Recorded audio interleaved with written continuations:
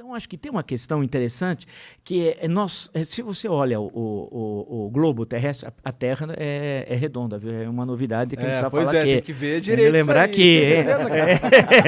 Tem que lembrar Então, quando você olha o Brasil está longe porque o eixo dinâmico do mundo sempre esteve lá no hemisfério norte, né? E nós estamos isolados aqui no continente, aqui no subcontinente, aqui da América do Sul.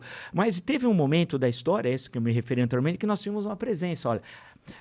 anos 50, pega anos 50, Juscelino Kubitschek é presidente, o Brasil crescia em média de 7,5% ao ano durante o quinquênio dele, o Brasil vai ganhar pela primeira vez o Wimbledon com a Maria Esther Bueno, em 1960 ele ainda é o presidente, Éder Joffre é campeão mundial em Los Angeles de boxe, aí inaugura uma capital onde não tinha nenhuma cabana. Em 3 anos e meio você constrói uma cidade. E não é qualquer cidade. É uma cidade revolucionária, porque Brasília não tem referência nem urbanística, nem arquitetônica com nenhuma cidade da Europa do mundo ocidental. Você veja as colunas do Palácio da Alvorada, não tem as referências greco-romanas, como tem em qualquer país da América ou da Europa. Aqui foi um outro mundo. Havia um otimismo tão grande que nós seríamos o país do 3º milênio. Era o que se pensava à época. O cinema brasileiro foi o cinema novo, presença internacional, a música, a arquitetura, a literatura, nos esportes, o Brasil era moda. E onde a gente se perdeu? Aí, essa é a grande pergunta. Onde é que nós nos perdemos? Quando chega os anos 80, aquele modelo de crescimento durante a ditadura militar, o Brasil cresceu muito. Teve todos os horrores políticos, eu escrevi já sobre isso, tem um monte de coisa, mas tem o lado econômico, o Brasil nunca cresceu tanto como naquele período. Então, se você pega 1968, o pessoal fala que o milagre econômico é até 73, quando vem a primeira crise do petróleo. Mas é maior, é até 78. Então, de 68 a 78, o Brasil cresce a taxas altíssimas. E aquele deslocamento campo-cidade, as cidades crescem também muito rápido, o país se industrializa. O Brasil foi, em 1980, era o maior parque industrial do hemisfério sul. A indústria representava 30% do PIB. Sabe quanto ela representa hoje? 9%. É uma loucura, né? Então, era um país... A gente retrocedeu. Retrocedeu, nós demos grandes saltos para trás. Aí nos perdemos com a crise da dívida externa em 82, porque o Brasil se endividou e parte da dívida do Brasil não era juro fixo, era juro móvel. No governo Carter, os Estados Unidos meteu o pé pelas mãos economicamente e a inflação foi de 2 dígitos, anual, o que para os padrões americanos é uma coisa altíssima. E a taxa de juros também subiu. Então, e aí teve 2 choques de petróleo, 73 e em 79, quando o preço do petróleo aumentou muito e o Brasil importava 2 terços do que consumia. Na época, a Petrobras só conseguia produzir 1/3. E então, o Brasil ficou... Bem, nós tivemos tentativa... Os postos de gasolina fechavam sábado e domingo, porque tinha de racionar, né? Aí queriam inventar um negócio chamado Simoneta, que era um papelzinho que a gente chegava e entregava. Teve todas aquelas tentativas de resolver o problema. Mas veio a crise, aí o Brasil não conseguiu pagar. Tanto que em 82, o México estourou e o Brasil era o maior devedor. E não tinha condições de honrar a dívida, nem pagar os juros e amortizações, quanto mais o principal. Aí nós começamos a tropeçar economicamente, aí veio os planos de estabilização, o Cruzado 1, Plano Bresser, Plano Verão, Plano Collor 1, Plano Collor 2. Né? Muitos planos. Tudo fracassando. No Cruzado se congelou preços, salários e mercadorias, preço de produtos. Você Todo mundo sabe que isso não funciona. Mas na época foi um sucesso. O primeiro mês, deu certo no primeiro mês. Foi assim, olha, porque a inflação era muito alta, então de uma hora para outra os preços pararam de subir. E como o pobre é que paga a conta da inflação, porque o salário dele não é corrigido e os preços eram corrigidos. Aí, a popularidade do Sarney foi nas alturas, tal. E teve cenas as mais grotescas, teve fiscal do Sarney, que ele inventou uma categoria chamada fiscal do Sarney. Qualquer um de nós poderíamos fiscalizar uma tabela, porque os preços tinham tabela, independente de onde fosse. Então, o Guaraná, em qualquer lugar ele tinha de custar R$1,50. Não importa se fosse no hotel mais chique ou no boteco da esquina. É absurdo, porque você tem os custos da empresa, não existe. Mas aí foi um sucesso. Parece tal. uma tática do Talibã, né? Não, era uma coisa de tentar, porque se queria resolver o problema da inflação. O que aconteceu? Não só não resolveu, como a inflação foi subindo. Nós chegamos a ter inflação de 1.700% ao ano. É que vocês não viram e muitos, os que viram, esqueceram. Nós chegamos na primeira quinzena de março de 1990 a ter 84% de inflação em 15 dias. Era aquela história que você precisava pedir 2 chopps, porque se você pedisse agora, meia hora depois estava mais caro. Porque 84% em uma quinzena é uma loucura. Eu lembro de um comercial da Casa e Vídeo, Dizendo que poderia comprar a prazo e era apenas 50% de juros. Não, porque nós chegamos para uma inflação, era uma loucura. Então, aí todos esses planos fracassaram. E a inflação não parava de subir, a economia tropeçava, né?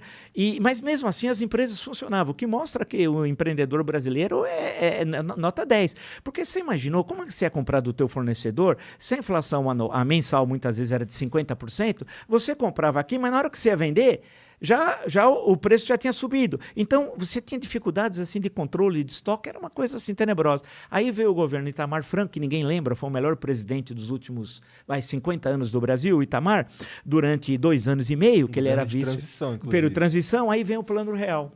Aí veio o Plano Real, que não tinha nada dessas maluquices de congelar isso. O Plano Collor não só congelou preço, mas congelou ativos financeiros. O que é o ativo? Conta corrente, poupança. De uma hora para outra você não podia sacar nada.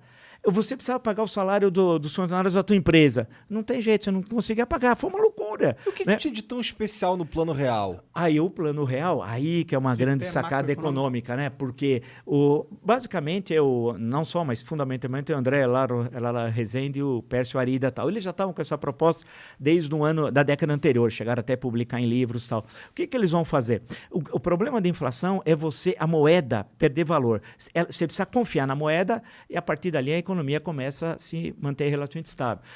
Aí o que eles fizeram? Fizeram a transição da antiga moeda para o cruzado. E em 2 meses teve a URV, havia uma unidade referencial de valores. E o Brasil fez esse país é fantástico. Por isso que essas coisas de Bolsonaro, essa caterva, vai embora tal. A gente tem de ver 94. Em 2 meses, você tinha uma tabela, né, em que você tinha a conversão de URV na nova moeda. E deu tudo certo, porque na padaria você tinha 2 moedas. No ônibus, 2 moedas. Nas grandes empresas negociando, tinha 2 moedas. Eu lembro que eu sempre observava o Aloysio Mercadante. Quando o Mercadante falou que ia dar errado, eu falei, vai dar certo. Porque é sempre o oposto. Tudo que o Mercadante fala é o contrário. Você precisa multiplicar por -1. Quando ele falou que em 94 ia dar tudo errado o Plano Real, eu falei, agora vai dar certo. Né? E aí deu certo. E foi uma coisa... Mas aí o Itamar Franco comprou... ninguém sabia se aquele ia dar certo. O modelo teórico era muito bom. E deu certo. Tanto que o dólar começou a ser cotado. É bom lembrar que você comprava com 0,86 centavos do real $1. Era o contrário. Era assim. E conseguiu organizar a economia de uma tal forma e a moeda passou a ter valor, que nós não tínhamos, porque a gente não sabia. E aquilo foi uma coisa fantástica. Não tinha reeleição à época. A reeleição é em 1997. Mas o Itamar Franco, que o Itamar tem aquele jeito, não era marqueteiro. O político precisa ser marqueteiro. Você não precisa só fazer bem, ser um bom presidente. Você precisa mostrar que faz bem. Isso é essencial. É aquela história, não basta ser honesto, mas ele parecer honesto. É um negócio complicado. E o Itamar conseguiu, ele teve vários ministros da Fazenda, vale lembrar, né? O último foi o Ciro Gomes, que ficou como ministro da Fazenda, já no segundo semestre de 1994. Ele foi um bom ministro da Fazenda? Foi, porque naquele momento era a implantação do Plano Real e ele substituiu, houve um problema com o Rubens e Cooper. Aí ele substituiu, conseguiu segurar, porque ninguém estava acostumado aos preços não subir. Porque era uma coisa já inata. O sujeito recebia a coisa na loja, já pegava aquela maquininha, já, né? Aí, estabilizou. E aí a inflação foi caindo, voltando a níveis aceitáveis, né? E aí isso garantiu que o Fernando Henrique fosse presidente da República. O Fernando Henrique deve levantar as mãos aos céus a 2 coisas. Um, ao Plano Real e outra, a coragem do Itamar Franco. Porque o Fernando Henrique era ministro de Relações Exteriores. Não era da Fazenda, quando veio o Plano Real, antes de vir, estava chegando o Plano Real. Aí o Itamar... Houve um problema com o ministro da Fazenda, o Itamar, ele queria substituir, pensou no Fernando Henrique. Ligou para ele estava em viagem internacional, nesse momento estava em Nova York, que ele era ministro de Relações Exteriores. Falou, olha, Fernando Henrique, eu queria te consultar, tal. Ele falou, não, eu não quero, não aceito, em hipótese nenhuma, ser ministro da Fazenda, tal. E o Itamar falou, mas aí tem um problema. Ele falou, qual? Já está no Diário Oficial, cara. Já saiu. Você não é mais ministro das Relações Exteriores. Você vai chegar aqui, você viajou, ministro das Relações Exteriores, você volta, ministro da Fazenda. E aí começou a implantação do Plano Real, do qual, politicamente, ele ele acabou hiper favorecido, né? Tendo em vista que até hoje, né? ele tinha dificuldade de ser, ele era senador, de ser reeleito deputado federal. Ele sabia que o Senado ele não tinha chance em 94. Tanto que no final de 83, ele falou, você é candidato a deputado federal, tal, aí veio o Plano Real, caiu no colo dele. A história é assim, a história é surpreendente, né? E aí ele em junho de 94, o Lula estava em primeiro disparado, né? E aí lança a candidatura dele e ele ganha no primeiro turno. E em 98, ganhou outra vez no primeiro turno, as 2 vezes do Lula.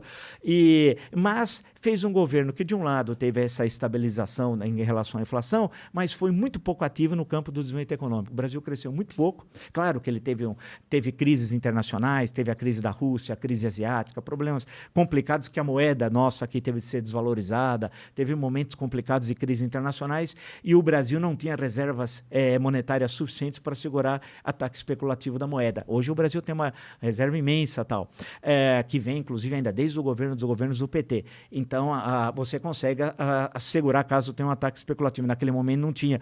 E aí ele termina o segundo governo melancolicamente, né, em 2002. Né? Se você for dar uma olhada no governo de 2002, até no Ministério, pega o segundo semestre, eu nem lembro os nomes, eu pego os nomes e falo, mas quem é esse cara? Né? Foi muito ruim. E aí vem as eleições de 2002 e o Brasil passa a seguir um outro caminho. Mas, finalmente, nós conseguimos vencer a inflação, que parecia que era impossível de vencê-la. Agora, claro que foi uma tremenda vitória, mas aí o país parou de crescer, o Brasil precisa crescer, né? E nós temos todas as condições.